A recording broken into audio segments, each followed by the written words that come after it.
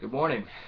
Today we're going to be talking about Chapter 10, and before we take a look at that in detail, I want to call your attention to the fact that we have entered into Part 3 of our textbook, and Part 3 is entitled A Culture of Improvement. Just to kind of lay the foundation here for today, let's recall that, of course, when the American Republic was created under the Constitution, we essentially were conducting a large-scale experiment, in constitutional representative democracy. And we had had a bit of a dry run during the Revolution and the critical period with the Articles of Confederation, but it was really under the federal Constitution that we still have on the books today that we engaged in this kind of long-term experiment. Of course, this experiment was kind of presumed by a lot of educated people, including educated people in America, to be one that would fail, that was most likely to fail. Because the idea of a representative democracy existing in the modern world with all the dangers of the modern world was thought to be kind of a grandiose notion. And in reality, it was. And it's worth noting that this was very much an ambitious task to try and launch this country in a given direction. Now, of course, we know that as a result of our look at Chapter 8, that political parties very quickly developed, one under the banner of the Federalists and the other under the banner of the Democratic Republicans, and they fought over what the Democratic Republic should look like. What would be the best set of policies to essentially secure the American experiment. And of course, this took on a number of different faces. We had the argument over the national bank, and of course, in foreign policy, we had the unfolding argument over the significance of the French Revolution and how to react to that. It was, of course, by the time we got to Jefferson's presidency, and certainly Madison's, that we had to contend with another set of disagreements, if you will, that, of course, didn't have anything to do with our own internal politics. They had to do with foreign threats. And these foreign threats, of course, were best embodied in what we collectively call the Napoleonic Wars. And it was in the context of the Napoleonic Wars that we had our greatest test as a young nation. Of course, it culminated in what was referred to as the War of 1812, or what I think is probably a better title for it, one that historians have been adamant about, a Second War of American Independence. It was, of course, with the Second War of Independence that we were able to secure the United States for the long term. By the time that Andrew Jackson kind of faced down the British at the Battle of New Orleans, it became clear that the United States was not going to be a kind of fleeting phenomenon, that our experiment in Republican democracy would stand the test of time, would last into the future. And of course, this would really create an opportunity for Americans to engage in some fresh thinking as far as how to kind of best equip the United States in terms of entering the world of the 1820s and 1830s. And that's really what Part 3 of the book is about. It's about the 1820s and the 1830s, and it is referred to here as essentially a culture of improvement. This was a time when Americans began to kind of reformulate or reconstitute what the Republican Democratic experiment meant. What did it mean to have a country that was founded on kind of the notions of individual freedom and power to the people democracy? And of course, we will see that some of this improvement will happen politically. We will see eventually in the next chapter the rise of what is known as Jacksonian democracy. Of course, we will also see economic developments as the market revolution takes hold. And of course, that will correspond with a lot of technological developments, the rise of the steamboat era, amongst other things. And of course, we will see that there will be cultural reforms that will kind of be the hallmark of this period. And those cultural reforms will be very important to us as we progress in this chapter. So the idea of America getting a bit of a fresh start, you might say, as a result of standing up to the British in the War of 1812, defending our own in a very troubled world. That is kind of a good way to think about our chapters in the near future, starting with, of course, chapter 10. And as we look at chapter 10, it's important to realize that some of the major issues that Americans are going to really consume themselves with will be, as the book describes, banks, banking policy, which had been a controversy from the beginning, tariffs, which of course had also been fairly controversial, and the idea of what we call internal improvements. We can think of that as the building of roads and canals, and later on the building of railroads. Of course, a lot of folks are going to argue over these issues. Some of the big names of the period: Henry Clay, John C. Calhoun, John Quincy Adams, Daniel Webster, and of course Andrew Jackson, who will be a very big figure in our next chapter. What we will see in the country is a kind of politics coalesce around these issues of the banks, the tariffs, and internal improvements. And one school of thought is going to say that we need to take kind of the nationalization project that came out of the War of 1812, and we need to carry it still further. These folks will eventually become known as Whigs. Henry Clay will be kind of their primary figure. There will be another kind of wing of this, which will be represented by Andrew Jackson and what will become known as the Democratic Party, which will take issue with the idea that nationalization has to be a project at the federal level. Jackson will be very assertive in advancing the idea of the supremacy of the Union, but he will really pull back, obviously, when it comes to issues such as the Bank of the United States, tariff policy at times, and of course internal improvements. And so we will see that as we get into the political stuff later on, primarily next chapter, chapter 11. Well, what is happening in America? In America, as we have seen from the beginning, population growth is exploding, and we are starting to see that there is a really diverse mix of Americans, thanks to some immigration that had existed for a very long time in America, but of course was taking on a new form. We had English, Scottish, Scotch-Irish, German, Irish Catholic, French, Spanish, Dutch, and of course we had African slaves and free blacks who hailed from African American descent. Native American ancestry was also a factor, although we know Native Americans will be largely marginalized as the country continues to push west. And of course it will be in the West that we will see kind of a really distinctive region emerging. Andrew Jackson will hail from the West. And of course we'll get this idea that the West is a very distinct place in America.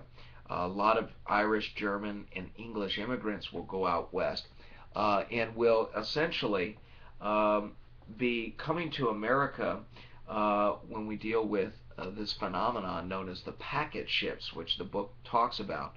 Packet ships were ships that engaged in traffic across the Atlantic, and things became more regular in terms of their transportation.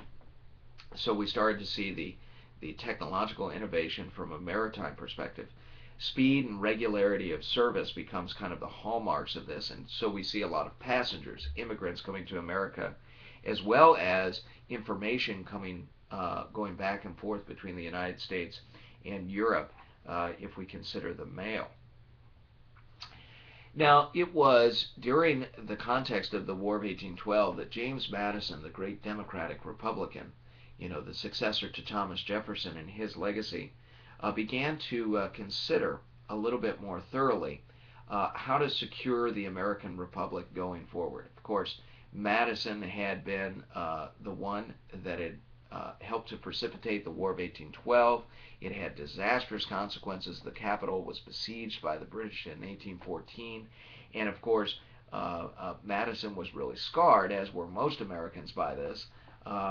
They celebrated the great victory of Andy Jackson at New Orleans in 1815, but there was a thought that more should be done to secure the American Republic going forward. This is where we will see a bit of an about-face by Madison. Madison will embrace what is known as, obviously, the Madisonian Platform, and it will have to do with military affairs, banking, currency, protective tariffs, and internal improvements. Now, this is really what the book describes as the idea of a blueprint for national economic development. And, as the book also says, moving the government from the periphery to center stage as the catalyst of change. Now, if that sounds like Federalist thinking to you, if that sounds very Hamiltonian, well, you might say that the War of 1812 really taught James Madison to become more Hamiltonian. And so we start to see the blending of some traditions that we've spoken of before. The strains of thought that democratic republicanism represent, the strain of thought that federalism represent, will continue to twist and turn throughout American history and will essentially frame up just about all of our political expressions going forward. Now, one of the things that was occurring that kind of propelled Madison into this kind of new, almost neo-federalist thinking, if you will, was this notion that technology was becoming such a important factor, that manufacturing was becoming such an important factor in the country. We, of course, had the interchangeable parts that had become kind of the hallmark of some of the production that we had seen during the War of 1812. Eli Whitney will be a major figure there in terms of putting together arms for the military service. Of course, we will see in peacetime that factories will be making sewing machines, pocket watches, padlocks, railway equipment, shoes, wagons, and hand tools, all of which will rely on this new design of manufacture. And of course, the notion was, Madison's notion was that you could stimulate this activity. This is a very Hamiltonian notion. One of the things that we see that the federal government definitely does is that it will create what is known as the Army's Uniformity Project. This will be something that Calhoun will be responsible for at the head of the War Department. And the idea was essentially to reorganize the War Department so as to create more accountability, more precision, more control, and to create kind of model soldiers coming out of institutions like West Point. The idea that we would develop more of a bureaucratic approach is extremely important here. Bureaucratic management was supposed to be a structure that would become a model not only for other government enterprises or institutions, but for private enterprise. And of course, this will carry over into reorganization of the post office under John McLean, and then, of course, dealing with other industries such as stagecoaches and railroads.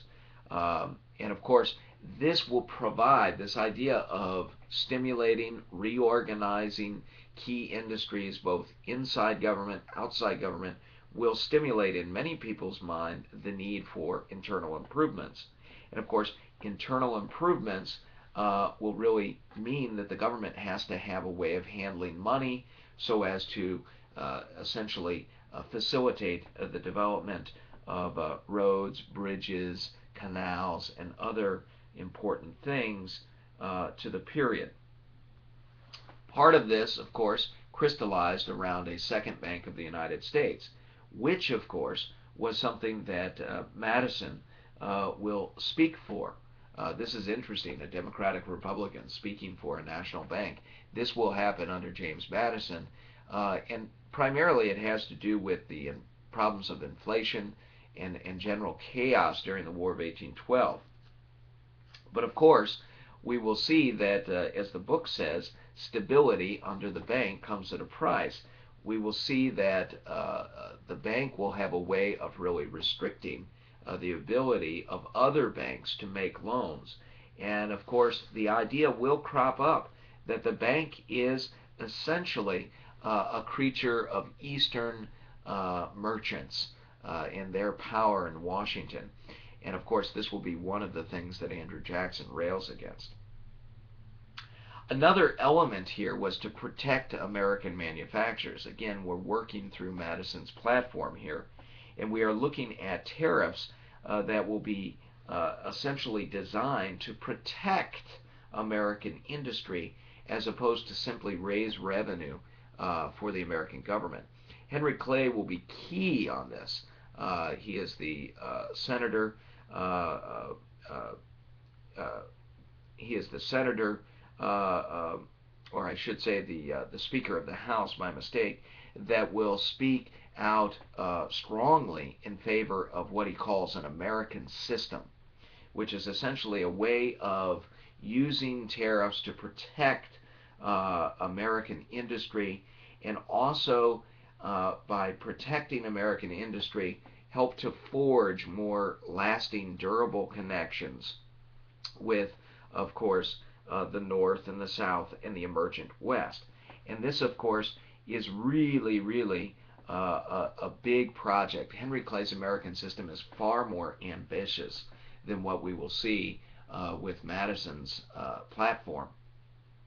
And we will see that by the time we get out of the Madison presidency into the presidencies of Monroe and Adams, and of course into Jackson, that the American system will lose its luster as an economic program or proposed economic program, primarily because we will see that sectionalism, sectional interests, north, south, west, will kind of cut away at this, particularly in the South, that will never be too favorable with respect to the tariffs.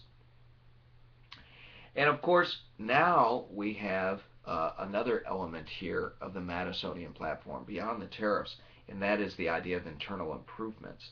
And the question, of course, becomes who would be in charge of these internal improvements. And this is where we start to see a lot of diverse opinion.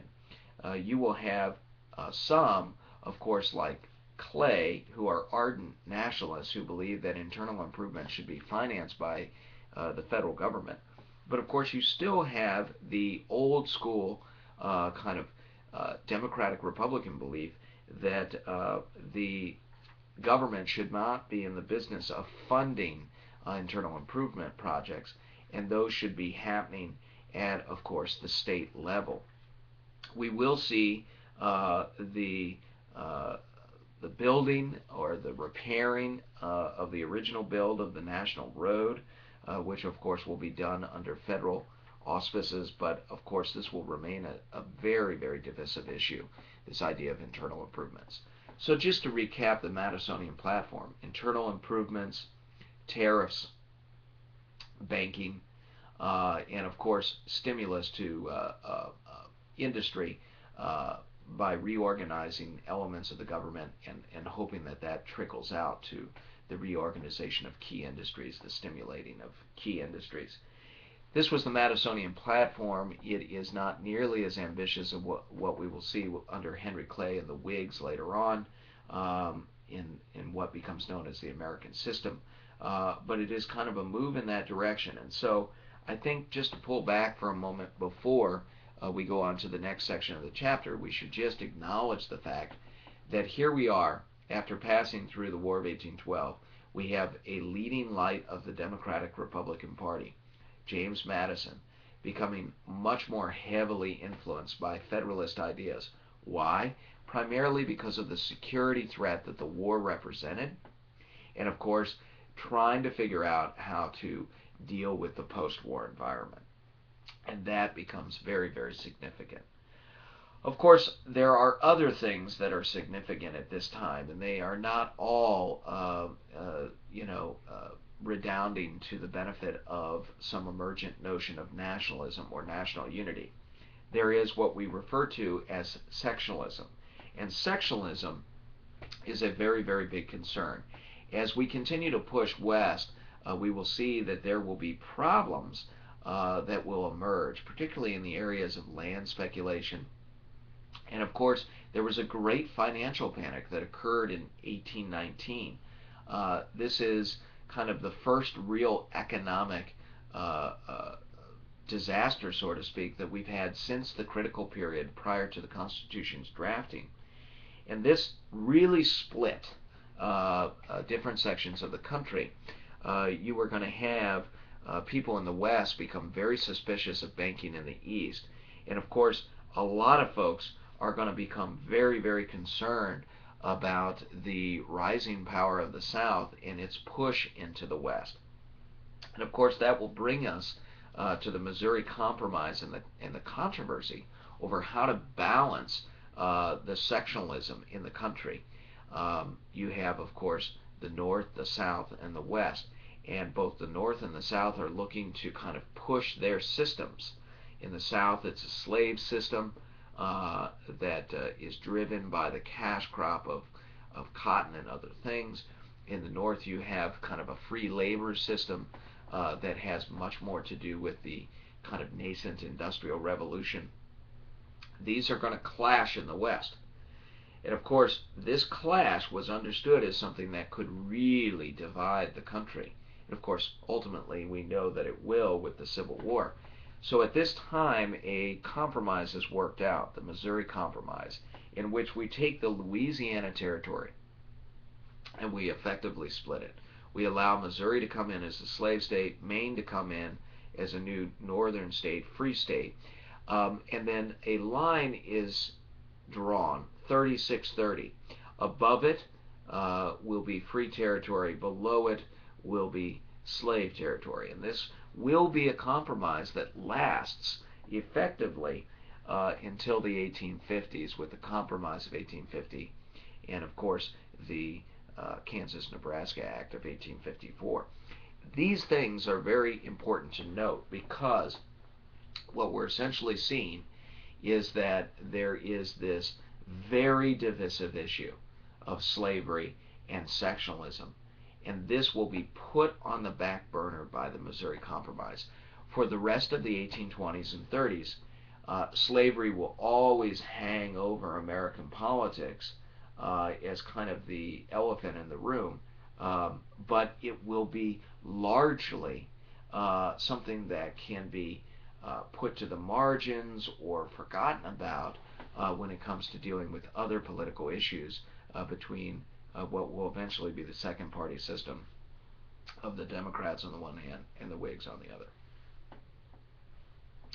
Well, what about John Quincy Adams? If we kind of move forward, John Quincy Adams is an important guy to know because, of course, he will be the great Secretary of State under James Monroe before he becomes president in a very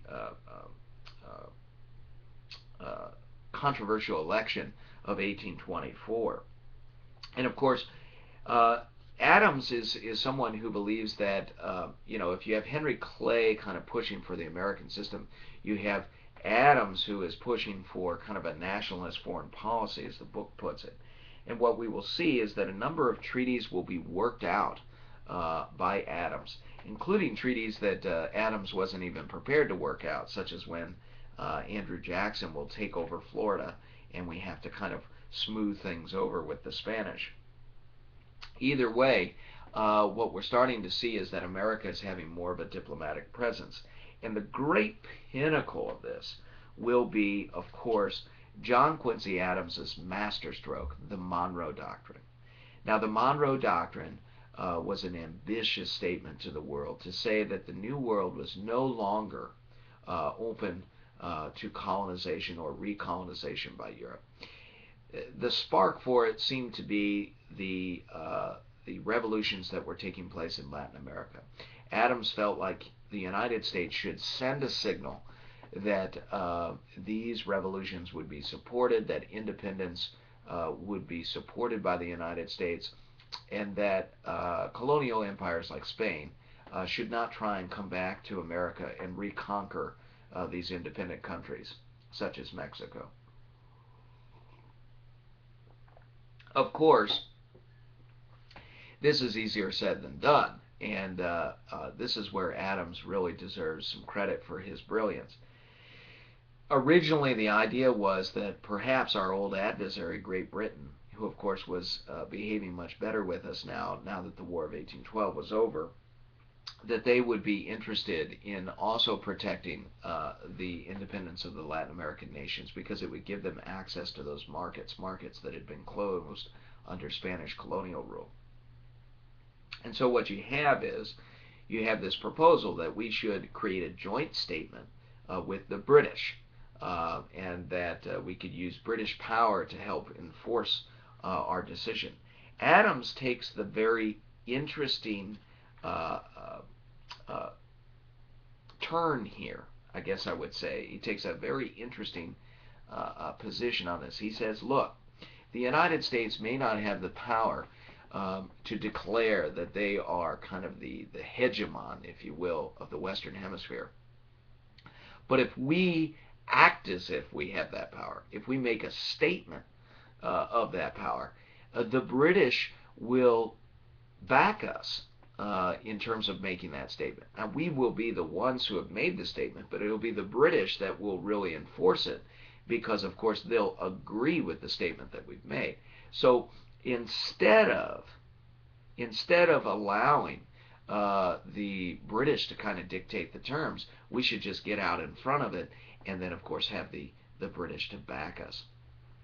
This was a masterstroke of diplomacy. It becomes the cornerstone of American foreign policy, known as the Monroe Doctrine of 1823, and it is just another indication of how Americans can be so innovative and enterprising when it comes to diplomacy. If you'll recall, we were supposed to, after the Revolutionary War, create a treaty with France, to end the war with Britain. But of course, we left the French out of it and created a separate peace treaty with Britain, one that was very, very advantageous, gave us all the land to the Mississippi River. So we kind of outfoxed the French, who, of course, had provided us with the much needed support in the Revolutionary War. It was a very crafty thing to do, and I guess that's what you're seeing again expressed here with John Quincy Adams. Now, the thing that we really have to understand here is how John Quincy Adams will become president. Obviously, you've got a lot of political kind of maneuvering taking place in America. You've got a lot of people who believe they understand what is best for America. Obviously, the part of the book we're dealing with is a culture of improvement, and you had a lot of people who were very interested in improving America, and so you have some real competition for the presidency in 1824. You've got John Quincy Adams, the very distinguished Secretary of State. You've got John C. Calhoun, who is, of course, a very important person in terms of being Secretary of War at one time, and of course kind of the very visible face of the Southern sectional interest. You've got William Crawford of Georgia, who of course is also going to be involved, but of course will have to drop out because of illness. You've got Henry Clay, who's got his American System, and of course you will have Andrew Jackson. Now, the key here is to realize that the election of 1824 really came down to a three-way split between Clay, John Quincy Adams, and Andrew Jackson. Now, Andrew Jackson was a nationalist in the sense that he was the great hero of the Battle of New Orleans, but he's a very different kind of nationalist. He may have that military pedigree, but he is going to be someone that really tries to revive kind of the philosophy of Jeffersonianism. You've got Henry Clay and John Quincy Adams, who are very smart, kind of refined folks. Adams, the son of the former president. Henry Clay, this very interesting and at times eccentric Westerner from Kentucky. Speaker of the House and all the rest, the guy who came up with the American system. My point is that you have three very, very interesting figures in American history who have very interesting ideas about how to take the country forward. One wants to kind of go back a bit to some first principles. That would be Jackson. The other two really want to move forward in a more ambitious way. We'll see what Adams comes up with later on as president, since we know how the story turns out. But we also have, of course, Henry Clay with his idea of the American system. Because there was such competition in the election of 1824, the electoral votes were split. Henry Clay decided to throw his votes behind John Quincy Adams because Adams and Clay were kind of birds of a feather. They both had this very, what we will eventually refer to as a Whiggish notion of national improvement. And of course, they were kind of defining themselves as national Republicans. Jackson, of course, is going to be eventually synonymous with something known as the Democratic Party. The key is that Clay supports Adams because they are of like mind. And so he throws his votes behind Adams. And in doing so, the Jackson crowd, who had won the popular vote, will say that there was a corrupt bargain, that basically these elites in Washington who knew how to run the country supposedly better than anyone else, including the frontiersmen, that they had conspired to make Adams president. And of course, this will be essentially, what goes down, that you will have a bit of a conspiracy, if you will. But of course, Clay and Adams thought it was a conspiracy that was good for the country, which was to put Adams in charge. And of course, Adams is going to speak out at the very beginning of his presidency as someone who's even more ambitious than Henry Clay in terms of providing a national blueprint for progress. This, of course, in addition to the way that the election had turned out, really turns on the forces of the Jacksonians, who will just vilify and absolutely demonize Adams as this kind of cold-hearted elitist that represented this force against the people.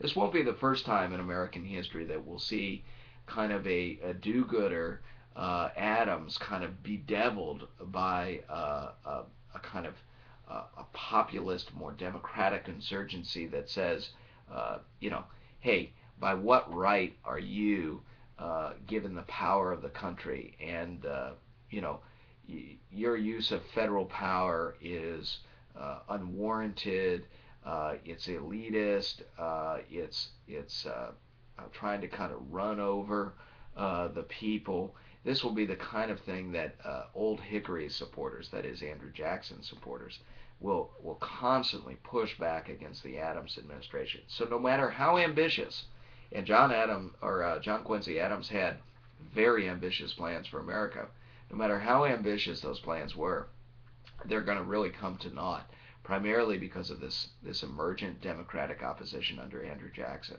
And we will see how that plays out in our next chapter. And we will see how Andrew Jackson represents another force in American politics that in some ways will be an update on Jefferson, but in other ways will be something entirely new. And that'll be very interesting to note.